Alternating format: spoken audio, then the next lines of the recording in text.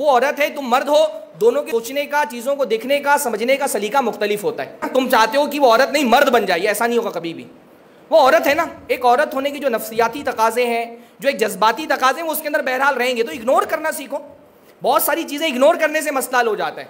हाँ, sorry, SORRY, sorry, जिंदगी के बहुत सारे मसलों का इसी में। सॉरी बोलो, मसला खत्म करो, आगे बढ़ जाओ, बोल दो मेरी गलती है। मैं डिबेटर हूं अल्हम्दुलिल्लाह। i+ पे जाकर के आप मेरे डिबेट देख सकते हैं। मैं डिबेटर हूं। मैं आज तक अपनी बीवी से नहीं जीत सका। औरत से कौन जीतता है? औरत की लॉजिक, उसकी मां, आपको समझ में नहीं आएगा। बहस बहस में बात कहां से कहां चली गई। क्यों बहस करना है औरत से जब आप जीत ही नहीं सकते? तो 15-20 मिनट की बहस के बाद आपको समझ में नहीं आता कि बात तो ये थी नहीं, यहां मसला कैसे आ गया। तो जब आप जीत ही नहीं सकते हैं तो बहस करके क्या फायदा है? भाई बोल दो सॉरी, सॉरी बोलो, मसला खत्म। हाँ ठीक है, मेरी गलती, आइंदा से ऐसा नहीं होगा।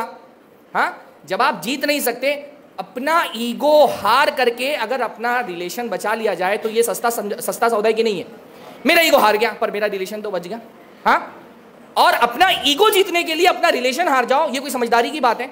मेरे पास तलाक के मसले आते हैं। आपको क्या लगता है माशरे में जो इतनी ज़्यादा तलाक़ें होती हैं वो कोई बहुत बड़े रीज़न से होती है?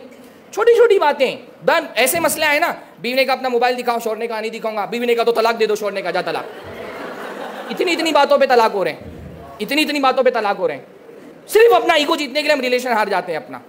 तो ठीक है ना, हार जाओ, हार के जीतने वाले को